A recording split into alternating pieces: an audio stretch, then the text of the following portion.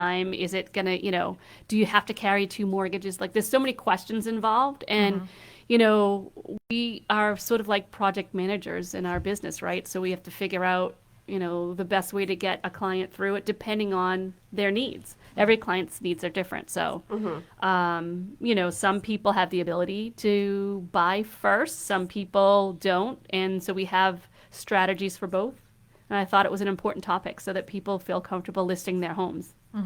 And it really is one of those things like what came first, the chicken or the egg, and there are so many different nuances on it. And I actually taught a class in the office today, which was a lot of fun, is on that whole, marketing. And we used your topic as our ebook. So maybe you can get that ebook put together. So after this class, after this show tonight, you can send people, if they want more information on it, you can send it to them. So why don't we talk, let's get right into it too, the options for buying and selling at the same time. And option one is buy first, then sell. So why don't you tell people though, what are your options when you're thinking about buying a new home, but you already own a home? So the three main things are the three choices you really mainly have. Right. So the first choice, of course, is, buying a house without selling your house. So there's different ways you can do that. Second choice is, doing both at the same time, and then the third choice is selling your house first and then renting somewhere and then buying. So there's different ways of doing it. Yep. And too, I'm hoping that we're going to get into how you can be protected so that you're not going to be left homeless. Yes. I haven't had a homeless client in 21 years. Yeah, absolutely. Yeah, right. Yeah. We're on a track record there.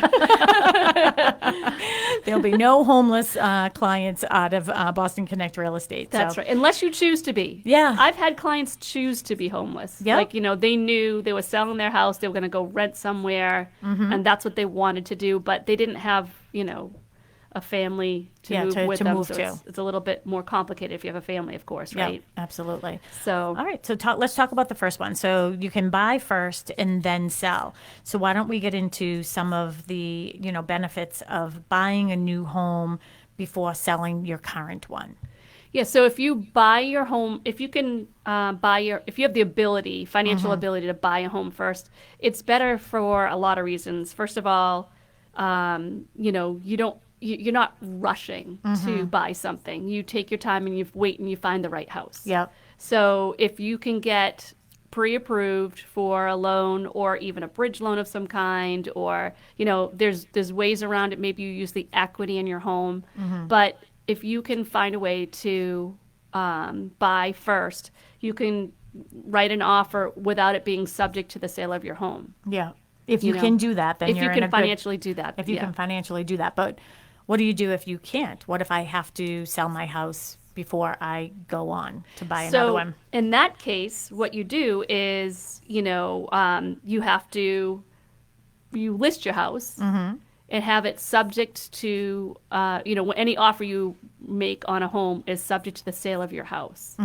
So we as agents, as professionals, and this is why it's really important to hire a professional. Yeah. Because as a professional, we know the right language to put in the offer, subject to the sale of XYZ property. And we put language in there that protects you from, buying, if something falls through with the sale of your house, then you get your money back and you have to move forward with that purchase. Yeah. So, because I would say too that one of the bigger obstacles are if you're going to buy your house and it is contingent upon selling your current house. I mean, there are so many different nuances that you have to consider, because if I'm working with you and helping you find a house, let's say we find one, we put in the offer. And it's, okay, Mr. and Mrs. Sala, we want to purchase your house. And they say, and we put in there, contingent upon buyer, the conveyance of, and, proceeds coming our way of 123 Main Street. So now the seller is seeing that, but with it being a seller's market, they're going to say, okay, is your house on the market yet? Are you ready to be on the market yet? Do you have an accepted offer? If it is, do you have a signed purchase and sales agreement? So from a negotiation standpoint, I don't think it puts people in a good place. Right. What are your thoughts? So what you do instead is obviously when you list your house, it's subject to the seller finding and securing suitable housing. So you have to put that right in there. And then hopefully you get a buyer that, allows you the time to find a new home. And you write that into the purchase and sale agreement. So that way, you already have a signed purchase and sale. And the benefit of that is you know how much money, how much equity you're going to get from your house in order to put on the house that you're buying. So it's definitely easier to do it that way because you know what the variables are already. It's one step close. Obviously, if your house isn't sold yet, that's a big if for people. I mean, I recently, I met some buyers who wanted to put an offer in on a property, and their financing was fine, but they had a house to sell and they hadn't listed yet. Yeah. And so when that happens, it's really difficult. That's a big chance that the seller has to take. So you really have to have your house listed, and you have, the further into the process you go, the more likely you're going to be able to get an accepted offer on the other end. So I want to back it up a little bit. Yes. So being able to purchase a home before you sell your home, we'll get back to that part. What's the first step to know that you can do that? So I know we're saying, if you can, but what if someone's listening right now and they're thinking, I think I could purchase something without having to sell my house. What would be their first step? First step is to get pre-approved. I have some other clients that are pre-approved to buy without having to sell their house.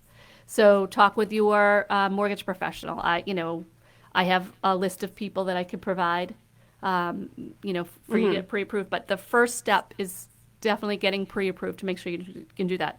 Now, another option is a lot of people have their homes completely paid off, especially like an older couple that, maybe they've gone through the 30 years or they did a 15-year and their home is paid off. You can use the equity in your home. So you just have to sort of prove that your house is paid off in order to put the offer in on the next property. Did you already say proof of funds, like just if you have cash? Proof of funds if you have cash. I didn't say that yet. Yeah, so if you just had, cash that you could pay for your next house, you could just make sure you have your proof of funds, and it could be in investments or whatever. Yep. We just accepted an offer on one of my listings, and it was cash, and they just send along the proof of funds. That just shows that they have enough money in their account to cover it. And I find a lot of people who are cash buyers, they get a little, it's almost defensive because they don't want to give away their financial information. And really, you just need to go to your your bank, and just ask them to write a letter. Yeah. Like, say you're offering $600,000, client has in excess of $600,000 in their account to cover the cost. You don't have to give away your account number and your bank statements and all that stuff. You can just get the letter from your banker. Yeah. I think I'm at the point in my buying process that I would be like, please just look at everything. I can afford it. Please just sell it to me. Please. It's a really rough market right now. It really is. I know. It's tough. So I was going to say something else about that whole buying first part too, is if you can buy first, it also helps you, don't you think, like you can move slowly? Yes. So you can do that process. Yeah, and you can move it. You can buy the house, do the renovations that you want to do beforehand. If you have the ability to buy first, do renovations, paint before you move in. Then you can move everything in and then sell your first property. It does make the process a lot smoother. But again, not everybody has the ability to do that, and so we come up with, especially like second-time buyers. It's important to have a strategy in place. But again, if you're hiring a professional to do this, they have the language available to put in your offer, in your listing contract, in your listing, to say, like, subject to, this home finding a suitable, subject to seller finding suitable housing, and then they put the right language in the offer. Yeah. So. I was actually, in conversations with somebody recently. I had done a CMA for them, and beautiful home down in Weymouth that they purchased, and that they've been in for several years. And that was that their decision was, we remembered when we were buying this house, it was just maybe like between 5 and 7 years ago, that the pressure of finding something because their other house was under agreement. Yeah. So I do think that if you are positioned correctly to buy without having to sell in that whole equation, that, it does take off a lot of stress. And that's what they're deciding to do, though, is opposite of that is they are looking to find what they want before they put their house on the market. So maybe we should talk about those consequences. Yeah, so I actually had a client a few years back that, we did the subject to suitable in their listing agreement, and they were admittedly very picky buyers. Yep. So they wanted to upgrade. Their house already was beautiful, but they just wanted something slightly different. And we had Being very specific, and Yeah. people should be. You should be, if you're buying Yeah. something, you should like what you're buying. absolutely. And so they had buyers that loved their home, went through the home inspection process, were ready to go, but we had subject to suitable in their contract. My sellers never found a property. So they, we looked for 3 months, and then the buyers had to make a decision, do we move on or, Do we continue to give them an extension? yeah. But here's my thought on that. It's okay. So the seller couldn't find a house in 3 months. How long did that buyer take to get an accepted offer or find that house? I Yeah. feel like as a buyer, you really do. I have love to that we consider- have your perspective. Like, this Yeah. is so awesome sitting here with her, because honestly, her head went somewhere mine never would. Was, all right, did it already take you 3 freaking months to find this house, and then Right, you just yeah. gave up another 3 months? 3 months, it would be a miracle. I'm sorry. Like 3 I months, know. if I could find a house in 3 months, that would be a miracle, because this market has changed so much, just even in the short amount of time that I've been pre-approved. Yes. It's like going from seeing a bunch of houses every single week to one a month. Oh my gosh, if it's that. nuts. Yeah. Every 5 weeks. Yeah. So how long did it take those buyers to You find a 75 house? other people. Yeah, me and 75 other people Yeah. that I'm competing with. How long did it take those buyers to find a house? Like, how many offers did they get rejected? How many, what did they have to go Right. through to get to where they are? You have a house. You have secured your house. Well, here's the other thing, too, is they secured their house and they were willing to wait the 3 months. Don't worry about us, so we just argue all the time. Well, not argue, but we debate all the time, so I'm just going to look you in the eyes. Not only that, because you bring up such valid points, is they waited 3 months. Did they potentially lose something else while they were waiting for your client to find a house? Right. Right? I mean, that's a bump. I mean, this is why it's That's such an so true, emotional but who knows? roller Who coaster. knows if they would have gotten that one either? Right. Right. You know what I mean, Jelly Yeah, Bean? I You know. just never know. But that's this market. What happened to these people was a few years ago. So, Yeah. just saying. But I agree with you. It's difficult. Yeah. You know. And I do feel that sellers, it is a seller's market, 100%, that buyers are willing to wait as long as it takes in some Yeah. instances. And now I was doing an analysis for somebody else recently, and she doesn't want to leave her house until, the end. Like, she doesn't even really want to put it on until probably August, September, for a later closing into the fall. And I said, honestly, I know what the numbers are doing right now, the market value. If you put it on now, I'm guaranteeing you could probably find a buyer that would still be willing to wait Yes. until October Yeah. to close. Absolutely. Don't you think? This is the market. This market is, we need more listings, and buyers are willing to wait. So if people are thinking that they're going to wait till the fall, I highly recommend rethinking that. Oh, yeah. Right now is the great time to sell. 100% too, because here's the thing too, is like things tend to slow down a bit as we're getting into July, and here we are in New England. It's so soggy out. You know Yeah. what I mean? Does it only rain here? Like, don't you feel like? I feel like I'm in It was like raining in Hanover where I feel like was. I'm in England or something. This Doesn't is it rain in it's England the all time? weirdest month of June. Yeah. I feel like when It is so weird. when is the summer? Sometimes it's warm, Yep. and muggy, and then all of a sudden it starts raining and it's cold again. I don't know what's going on. Yeah. It's just crazy. But what our point is, you know what? People are still, they want to buy your house. yeah, So. Yeah. absolutely. Yeah, I think I saw something come on this week that said in the disclosures that the seller preferred a September closing. I Yeah. mean, how many months away is that? So people are waiting, and I'm telling you from a buyer's perspective, I would wait too, Yeah. because when you are waiting so long in between being able to see houses, you're okay. Like, Right. I feel like if I was to get something under agreement right now, I would give them a few months to find something, because I know how long it's taken me between each showing. Yes. And every buyer is different. Everybody, every buyer, like I said, everybody's different. But, it's just the reality that we're living in right now. Right.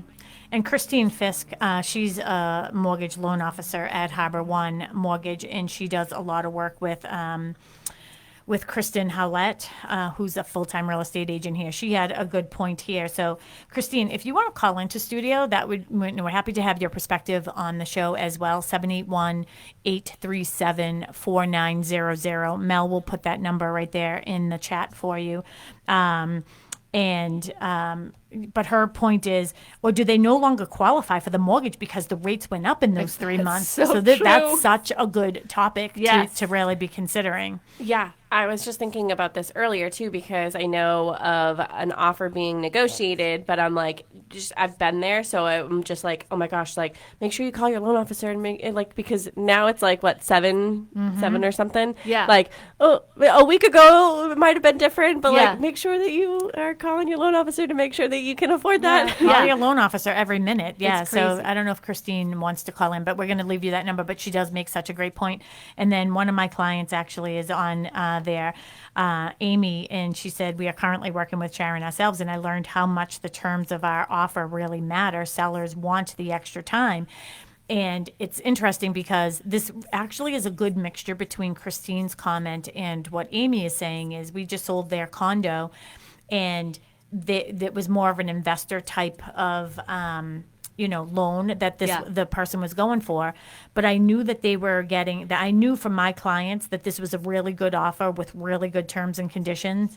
And I'm never going to force anybody to do anything they're uncomfortable with. But I had to say to them, if you're uncomfortable for a month, and you make this much more money, Yeah. is it worth it to you? And they said yes. But one of the things we were able to negotiate, because vacation fell in there too, is so we made the sale of their condo. Initially, it was contingent upon them finding suitable housing, but then we ended up taking it off because the offer was so good. And they're living with family, but we're going to be closing at the end of this month. But we were able to do a 2-week lease back. Oh, perfect. So, Hey, Sharon. yeah, Christine is on the line. perfect. Hello, Christine Fisk. How are you? Hi, how are you? I'm doing great. Why don't you give yourself a little promo there for everybody as well, so everybody knows who they're listening to. So it's completely random. I was going to be a fly on the wall listening to this conversation. But you couldn't stop yourself. So when you start talking about mortgages, and I'm like, oh. So anyway, I decided just to call in. I don't mean to crash your party. No, that's good So my name information. is Christine Fisk. I work for Harbor One Mortgage. Like Sharon said, I work closely with Kristen Howlett. We do a lot of transactions together. Love your team, by the way. And I just, I was happened to be working tonight, and I was like, oh, well, listen to this while I work away, and now you've got my attention. So I hesitated on chiming in, but I live here locally in Halifax. I cover Bridgewater branch, Plymouth branch of Harbor One Bank, because we're owned by Harbor One Bank, even though we're Harbor One Mortgage. So I'm a local face, and that's pretty much my story. Did you know Nick, was it Nick? What was his name? What was his last name? name? And he passed away, so we'll talk about that offline. Anyways, Okay. yeah. So your point was what you have to be concerned for, right? So if buyers are saying, okay, Mr. Seller, I am willing to wait until you find suitable housing, how should a client, if Sue's client is the buyer, how should that be better prepared? If you're just going to let somebody be free willy, doing whatever, take as long as they want to get a house. Right.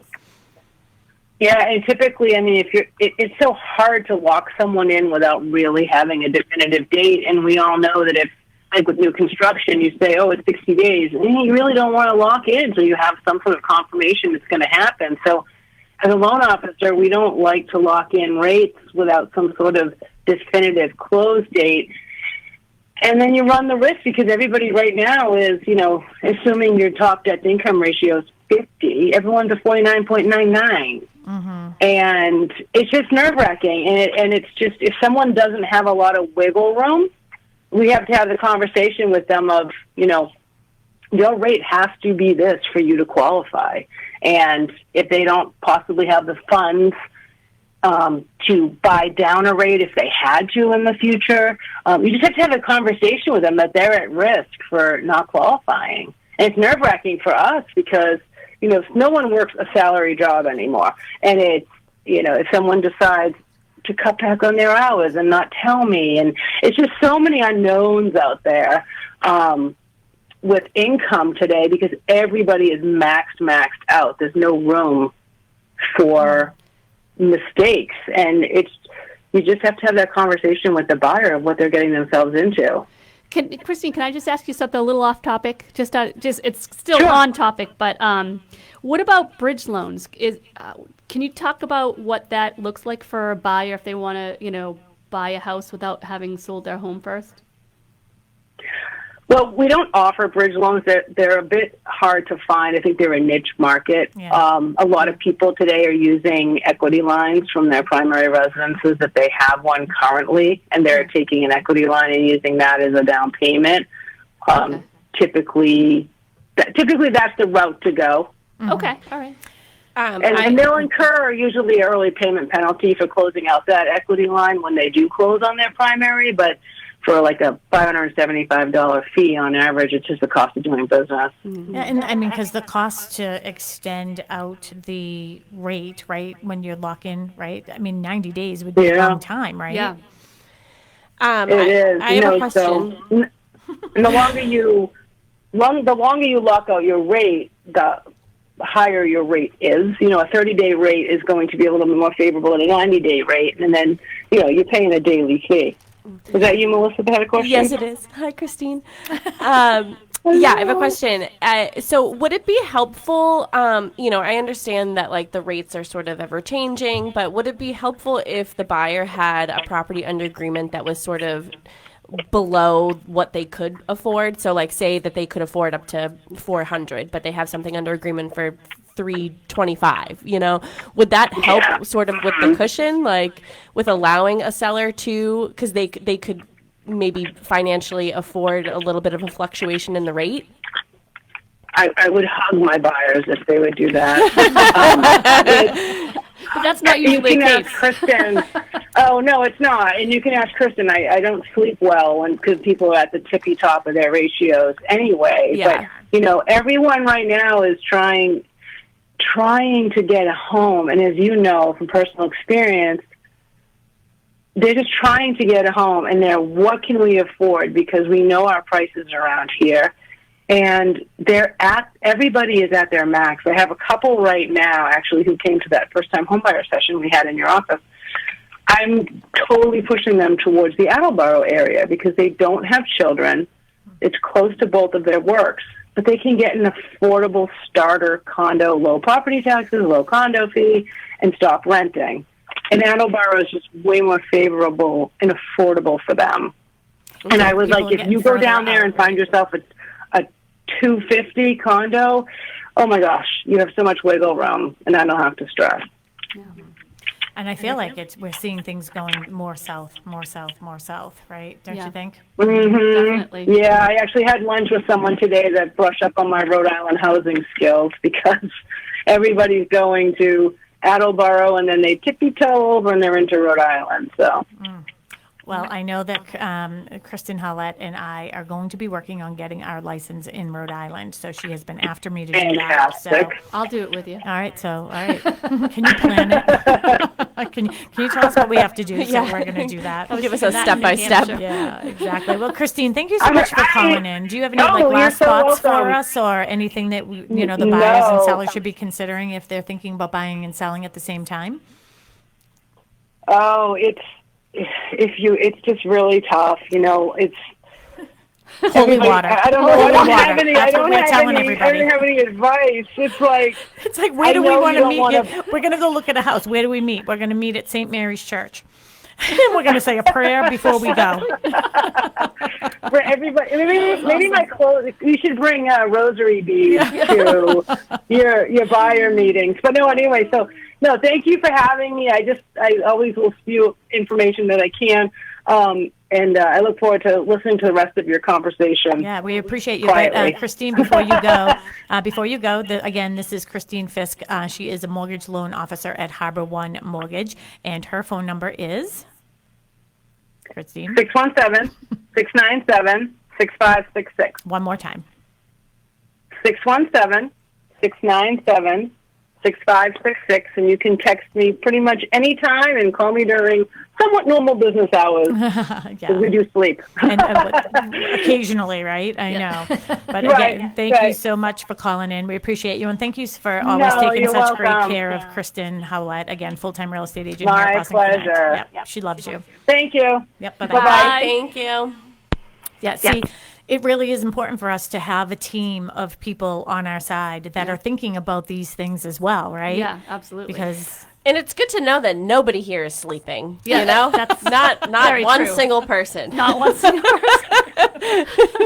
we are all Not one person has gotten any sleep in the past 20 years. I think I walked in last week or the week before, and you literally looked at me and you go, "Don't take this the wrong way. You look exhausted." Well, you know how you hate when people say like, "Oh, you look tired." So I was like, I just want to say, don't take this the wrong way, but you really do look tired. It's honestly, and it's like it's like constant running, exhaustion, you It know, in is. this market with buyers. But it's all worth it when you find the right house for the person. And too, I so. mean, Sue, this is like such a good topic for us to be discussing too, because I think that one of the things I love about being the broker of our firm, you just heard Christine say it. I love your team over there. Like, Yeah. she doesn't think of just Kristen as the only person that she works with. She's thinking of all. We all have the reputation of sort of being a team for each other, right? Yes, yeah. But we're also that way for our clients. I actually have goosebumps right now because we are not sleeping because we are really worried about trying to find you a house. It's true. Like, how can we line this up for you? And, you know, right now I've been working with a lot of clients where they're selling, you know, mom's house, or they're selling dad's house, or mom passed away. Like, you know, all these situations. Right. Helping with cleanouts over at someone's house at 7 a.m, cleaning out with Right. Mark, you know? Right. Absolutely. So we're really, really fortunate that way. All right, so let's move on to the next part of this is selling first and Yes. then finding a house. So the pros of that and the cons. So the pros of that, I mean, you move in if you have the ability to go rent a place, you know, like ideally a month to month, but you know, if you get into a 1-year rental, whatever, you know. We had somebody who did a short-term rental, winter rental, that rented for 2 years. So Yes. because they couldn't find anything. Yeah, I have a client doing the same right Yeah, now. I They would just- be nervous. So with the be short-term prepared, rental. but be prepared to do that. Yes, Yeah. yeah, absolutely. So renting is an option. Obviously, I have some other clients planning to live with family. You know, there's other options out there, especially if you don't have kids. I think it's more difficult to do when you do have kids because you don't want to uproot your kids. But you know, if you have the ability to go somewhere and you know, sell your home first, then you know exactly how much money you got. You know, your house is sold. You don't have that contingency. It's so much easier to go in and make an offer on something and say, well, here's my proof of funds, you know, and maybe you're getting a small mortgage or whatever. Yeah. It's so much more beneficial because your offer is so much stronger. And I want to clarify one thing that you said too is when you're saying it's a lot easier when you don't have kids, it's logistically. Logistically. We're not from a fair housing standpoint. I have kids. I have a daughter, and Yeah. she's a cat. Yeah. So, like, from a fair housing standpoint, Right, we're right. not saying you can't do this because you have kids. Thank you for catching that. Yeah, but just so you know, I sit on the grievance committee for the state of Massachusetts for the National Association of Realtors, Massachusetts Association. Yes. And Sue is on the level ahead above me, which is professional I don't think standards. it's above you. I think it's just a different. Well, the next step. The next- from grievance Yeah. to yeah. We're all equals here. We're all okay? equals. Yeah. Yeah. So she's on professional standards. So we didn't mean anything by that. But Yes. No. But, and you know, and here's the other thing too is, you know, being able to sell, then it puts you in just a different category when you go to negotiate at that point, right? So- Negotiation's so much easier if you don't have something, an extra contingency. So already there's like contingencies that you have to consider. You know, there's the mortgage contingency, there's the home inspection contingency, you know, the appraisal contingency, you know, there's all these contingencies. So if you're taking that off the table, then that's one less thing a seller has to worry about. Yeah. And this is, you know, Amy is, I think she's still up there as well, my client that had sort of put something in the chat for us. And that's exactly where we were with them. And I said, you know, and again, it's hard to uproot. You know, you have your kids, you have your cat, you have, you know, cats, you have, you know what I mean, your lifestyle, you work from home. It's not going to be easy to do it, but you have to sort of pick your discomfort level. What's better? Absolutely. Would you rather have the money and know that you got it and be able to then? I don't think that their offer would have been accepted if it wasn't already under agreement. Right. So, and they got a really, really nice house. But also, don't you think too, as a seller, if you have the ability to rent, move in with family, friends, to do something, Yeah. the money that you'll make on the equity that you're going to gain on your house, Absolutely. the sale price will be worth it. Yeah, absolutely. Absolutely. You're not feeling rushed. You don't, like if you do it the other way and you buy first and you don't know what you're getting for your house, now you're stuck. Now you have to sell your house in order to keep what you're buying. So that's probably the less ideal way to do it because you still don't know what your house is selling for, right? Yeah. So you want to make sure you know what your funds are. Also, if you sell your house and sort of get into some sort of short-term rental or moving in with family or something, you're avoiding a part of a domino effect. Yeah. So Right. you could be purchasing a house, but you don't have like a home sale contingency yourself, but that the seller of the house that you're purchasing may be purchasing something else.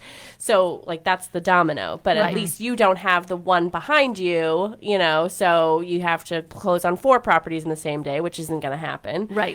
So there's sort of a silver lining a little bit, I guess, with Yes. that one. But yeah, definitely. so it's almost like, yes, it's added stress of moving twice, but like there's that bigger added stress of like you physically don't have a house to sell. You already sold it. Right. Right.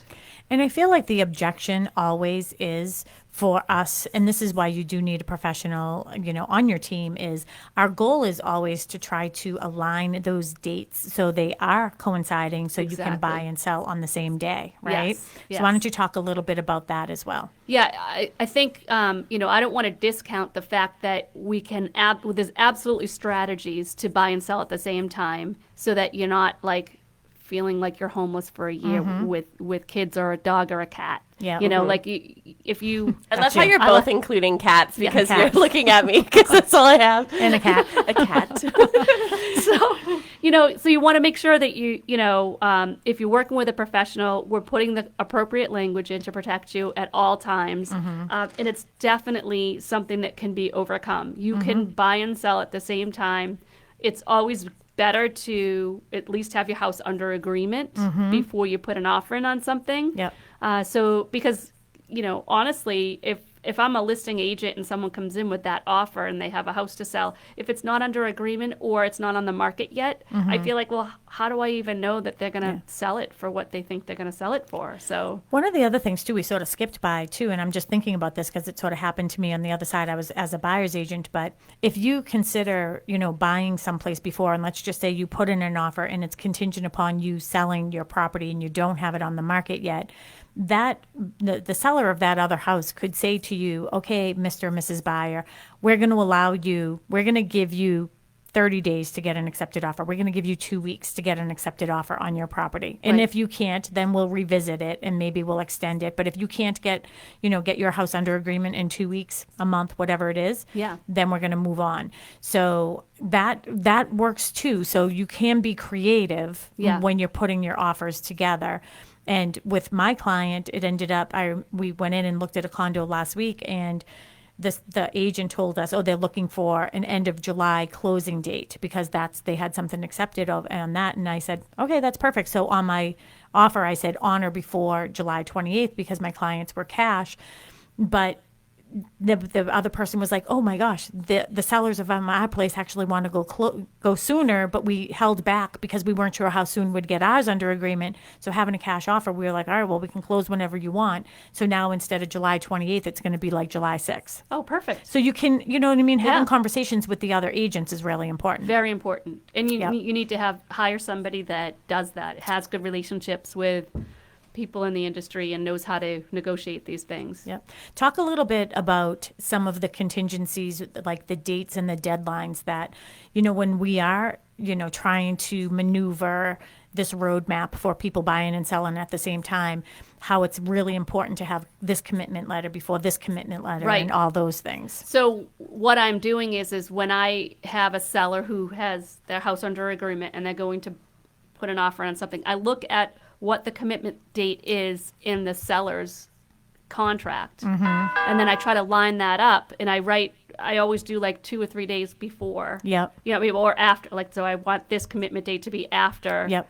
the sellers. So they have to be lined up, so that way if the buyer falls through for the seller's house, they're not stuck with having to lose their deposit. It's about protecting the deposit money for the clients, because you do have loopholes written into the purchase and sale agreement that allow you to get your money back if certain dates aren't met, if certain contingencies aren't met. It's so important. And Sue, I'm not saying anything poorly or badly about any agent out there, but there have been several times I have been the listing agent on that property, and I don't ask the buyer's agent where my commitment letter is. I'm assuming that you know when it's Absolutely. due. And if you don't get it to me when it's due, you better have an extension. Yeah. Because if it's the day after, you just risk that person's Absolutely. deposit. And that's my job. Is my fiduciary responsibility is to the seller. Right. Right. Why would we chase that down? We want to protect the seller, and if they Yeah. don't meet their date, then we keep their deposit. And I've That's how had it works. many of agents call me and say, "Oh my God, I can't believe I forgot that the commitment was due yesterday, and I needed an extension, and blah blah blah blah blah." Yep. And I was like, "Well, I'll have to get approval from the seller at that Yeah. point." So Yeah. or let's just hope you can get it to us and Right. everything stays together, because your So your client important. is risking $25,000 right now. Absolutely. you know. So getting that appraisal in before the commitment date, all of those things matter. Yeah. So what are some other final, I can't believe we only have 4 minutes left. Oh, we and have 4 minutes. Yeah. We want to talk about a couple things going on too, with, Yes. the show coming up on Saturday. But do you have some final thoughts or points that you definitely want to get out to our listeners? Well, I think the main point is to make sure you're hiring a professional, and you could certainly call me and I'd be happy to help you, of course. And we would highly recommend that you call Sue Bollinger. Yes. So it just don't try to do it on your own if you don't know how to do it, because it's too important of an issue. Yeah. You need to know how to buy and sell at the same time. And if you don't, then you could really hurt yourself. You could lose a lot of money. Yeah. And too, I mean, we did this in 45 minutes, and certainly we could talk about it for much longer. Absolutely. And I know you're in the process right now of creating a nice ebook that for people. Yes. So if people wanted to get that ebook on, the whole process of buying and selling at the same time, how can they get in touch with you? They can reach me at 508-317-5729. Say that one more time. 508-317-5729. And your email address is? S as in Susan, Bollinger, Bollinger, at bostonconnect.com. Yep. And you can always go to bostonconnect.com and you can find her under our agents. And Yes. if you are interested in getting that ebook that she is creating, she's happy to share that with you. There's the pressure. There's the pressure. She's going to get it done. Yeah. But lots of good tidbits and everything else that she's going to have in there. But most importantly is sitting down and, having a full discussion about it. So, perfect. I do have a fantastic listing coming on that I wanted yeah. to mention. Yep. So by the end of the day tomorrow, I will have a great split-level home in Hingham coming on the market. Yes. Nice. It's beautiful. Everything in the house has been done. Since they've owned the house, they've pretty much redone everything: the roof, the siding, the windows, the kitchen. It has central air. It has 2 full bathrooms. It's Yeah, the picture looked beautiful that Yeah. you had a little snapshot on it. How Yeah. much is that going on for? So that's coming on for $989. Nice. In Hingham, Yes, huh? in Hingham, yes, on Wow. Harvest Lane. It's a beautiful horseshoe neighborhood. Yeah. Very close to Route 3 and Derby shops, and Nice. it's centrally located. So Perfect. And will you be doing an open house or anything this weekend? yeah, so I'm planning to do an open house on Saturday from 11 to 1, and Sunday will be 12:30 to 2, I believe. Okay, perfect. And then, of course, if anybody wants to get an appointment, they can call you. Absolutely. Call the office. We'll get you. I actually have a listing coming on the market as well, either tonight or tomorrow morning. That is located at 25 Ledgewood in Duxbury. It's a 4-bedroom colonial. It is going on for 1-1. It has some beautiful, beautiful views out back. So if you want any information on that, 781-294-4848 or bostonconnect.com. And All of our past shows, talkrealestateroundtable.com, and all of our contact information, bostonconnect.com.